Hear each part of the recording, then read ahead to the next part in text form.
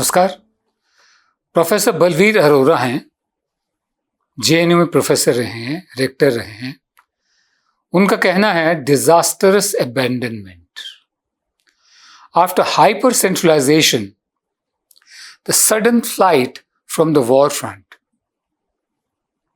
Leaving enfeebled states to fend for themselves on the open market। सरकार, केंद्रीय सरकार मोर्चे से भाग गई है।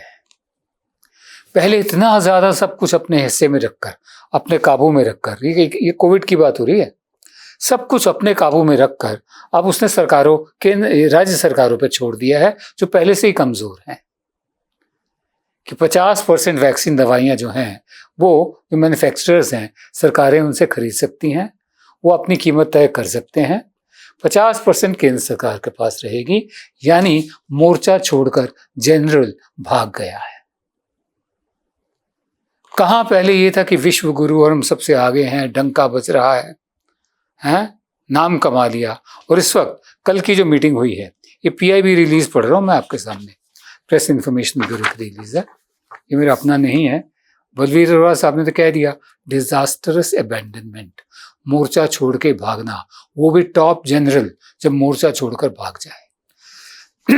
लफाजी देखिए पीआईबी की रिलीज में, liberalised and accelerated phase 3 strategy.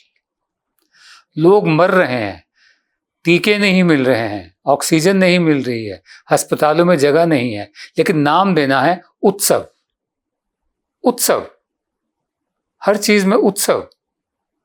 बिल्कुल वैसे ही लिबरलाइज्ड, मतलब अपनी जिम्मेदारी को आप दे रहे हैं दूसरे राज्यों को, उसको कह रहे हैं आप लिबरलाइज्ड। और एक्सेलरेटेड, अभी एक्सेलरेट हुई कहाँ है? स्पीड बढ़ाना मतलब ताकि तेजी से हो, अभी तेजी आई कहाँ है? Liberalised and accelerated phase 3 strategy. इसमें वैक्सीन मैन्युफैक्चरर जो हैं 50% सप्लाई, मंथली सप्लाई देंगे सरकार को, केंद्र सरकार को। उसके बाद वो 50% जो बच जाएगी, चाहे वो सीरम हो चाहे वो और इंस्टीट्यूट हो, 50% जो बच जाएगी वो स्टेट गवर्नमेंट्स को भी देंगे और ओपन मार्केट को भी देंगे।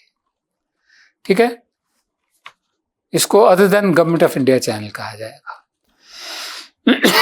माफ कीजिए, यानी अब राज्य सरकारों पर छोड़ दिया गया है और ओपन मार्केट पर छोड़ दिया गया है। केंद्र सरकार अपना 50% हिस्सा रख रही है, बाकी जो नेतृत्व होता है जनरल का उसको छोड़ दिया है, अबैंडन कर दिया है।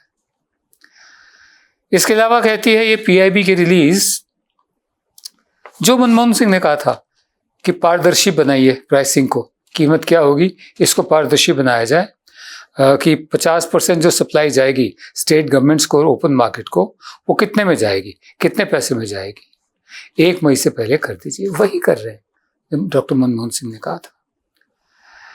उसके बाद फिर ये तय होगा कि वैक्सीन डोजेज जो हैं कितनी ली जाए, कहाँ से ली जाए। ये स्टेट गवर्नमेंट भी, राज्य सरकार भी तय करेगी, प्राइवेट लोग भी, प्राइवेट अस्पताल भी तय करेंगे। यानी अब केंद्र सरकार बाहर आ चुकी है। कहाँ पहले सब कुछ सेंट्रलाइज था, कंट्रोल था, नहीं संभला, 1 साल पूरा बर्बाद किया, अपनी काबिलियत दिखा दी। दाएं हाथ को नहीं मालूम बायां हाथ कहाँ है, सरकारों ने हाथ खड़े कर रखे हैं। दिल्ली में आकर देखिए हाल, कर्फ्यू लगा हुआ है लेकिन लोग बाग चल रहे हैं, आ रहे हैं। आनंद विहार बस अड्डे का हाल देखना था आपको कल, माइग्रेशन शुरू हो चुका है। बहरहाल ये तो बात हुई डिजास्टरस अबैंडनमेंट की। हमारे प्रधान सेवक, हमारे वीर, हमारे सबसे बड़े जनरल मोर्चा छोड़कर साइड पे बैठ गए हैं, बाकी स्टेट्स पे छोड़ दिया है, राज्य सरकारों पे और मार्केट पे छोड़ दिया है। बहरहाल देखते हैं, अपने आप ही ठीक होगा, अपना ख्याल खुद ही रखना होगा। शुरू में ही हमने कह दिया था, सवारी अपने जान और माल की हिफाजत खुद करे।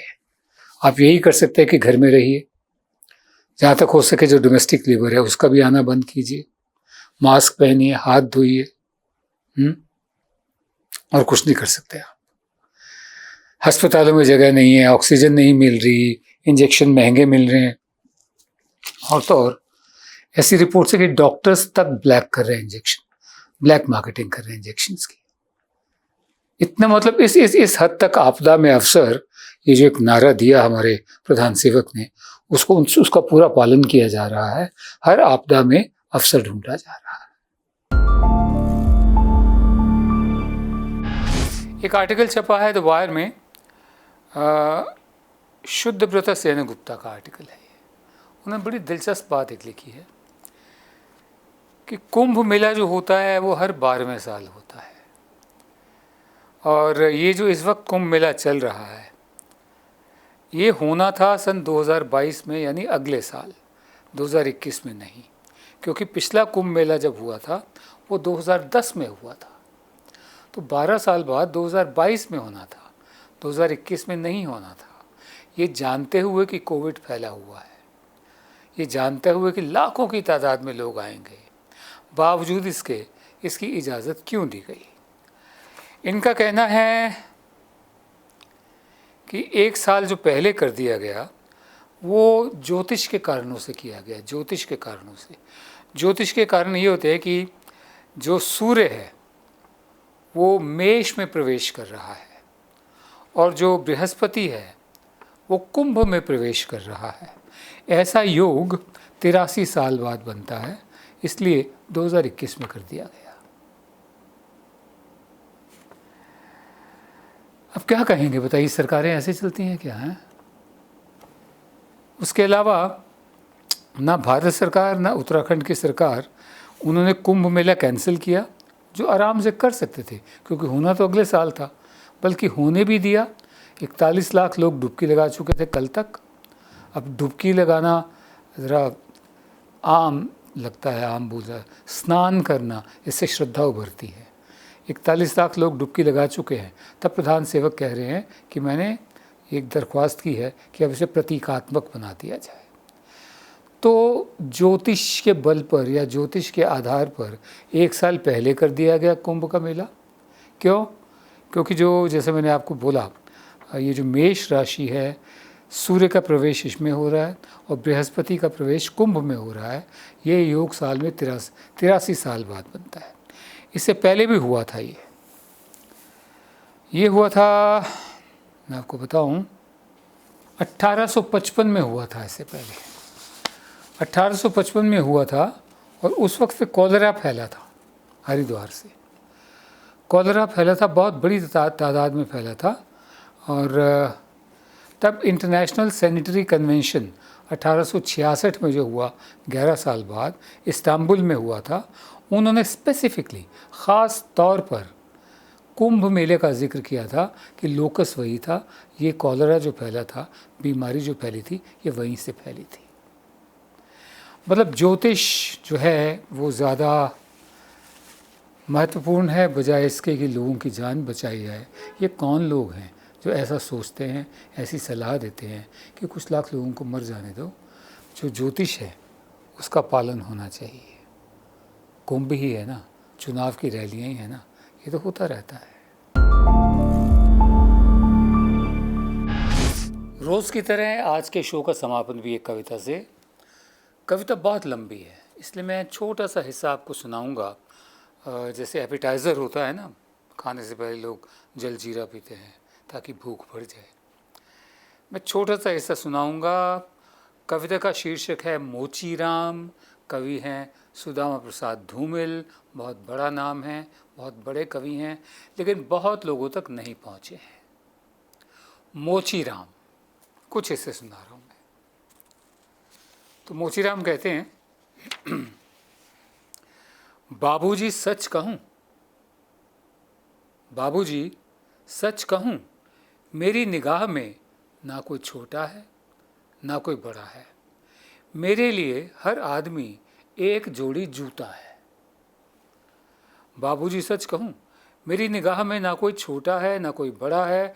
मेरे लिए हर आदमी एक जोड़ी जूता है जो मेरे सामने मरम्मत के लिए खड़ा है, जो मेरे सामने मरम्मत के लिए खड़ा है। काफ़ी लंबी कविता है। वो शख्स जो मेरे सामने मरम्मत के लिए खड़ा है, हाथ में घड़ी है, उसे कहीं जाना नहीं है। हाथ में घड़ी है, उसे कहीं जाना नहीं है, मगर चेहरे पर बड़ी हड़बड़ी है। वो कोई बनिया है या बिसाती है, मगर रौब ऐसा कि हिटलर का नाती है। वो कोई बनिया है या बिसाती है, मगर रौब ऐसा कि हिटलर का नाती है। इसे बांधो, उसे काटो, यहाँ ठोको, वहाँ पीटो, घिसा दो, ऐसा चमकाओ, जूते को आईना बनाओ। ये उसकी हिदायत है। इसे बांधो, उसे काटो, यहाँ ठोको, वहाँ पीटो, घिसा दो, ऐसा चमकाओ, जूते को आईना बनाओ। उफ, बड़ी गर्मी है। रूमाल से हवा करता है, मौसम के नाम पर बेसूरता है। सड़क पर आतियों जातियों को वानर की तरह, बंदर की तरह घूरता है। गरज ये कि घंटे भर खटवाता है, 1 घंटा काम करवाता, खटवाता है। गरज ये कि घंटे भर खटवाता है, लेकिन पैसा देते वक्त साफ नट जाता है, साफ मना कर देता है। शरीफों को लूटते हो, वो गुर्राता है और कुछ सिक्के फेंक कर आगे बढ़ जाता है, कुछ सिक्के फेंक कर आगे बढ़ जाता है। अचानक चिहुक कर सड़क से उछलता है और पटरी पर चढ़ जाता है। अचानक चिहुक कर सड़क से उछलता है और पटरी पर चढ़ जाता है। जनाब, ये कहानी है धूमिल में कह रहा हूँ, जनाब, चोट जब पेशे पर पड़ती है, काम धंधे पर, रोजी रोटी पर, चोट जब पेशे पर पड़ती है तो कहीं ना कहीं एक चोर कील दबी रह जाती है। चोट जब पेशे पर पड़ती है, रोजी रोटी पर पड़ती है, तो कहीं ना कहीं एक चोर कील दबी रह जाती है, जो मौका पाकर उभरती है और उंगली में गढ़ती है उस शख्स की जो जूता मरम्मत कराने आया है। रोब ऐसा कि हिटलर का नाती है कोई बनिया या बिसाती है। इसे बांधो, उसे काटो, यहाँ ठोको, वहाँ पीटो, घिसा दो, ऐसा चमकाओ, जूते को आईना बनाओ। चोट जब रोजी रोटी पर पड़ती है तो कहीं ना कहीं एक चोर कील दबी रह जाती है, जो मौका पाकर उभरती है और अंगुली में गढ़ती है। नमस्कार। जब हमने HW न्यूज नेटवर्क की नींव डाली थी, तब हमने ये ठाना था कि न्यूज और इंफॉर्मेशन ये लोगों तक फ्री पहुंचनी चाहिए, मुफ्त पहुंचनी चाहिए, और हम आज भी ये वचन पर कायम हैं।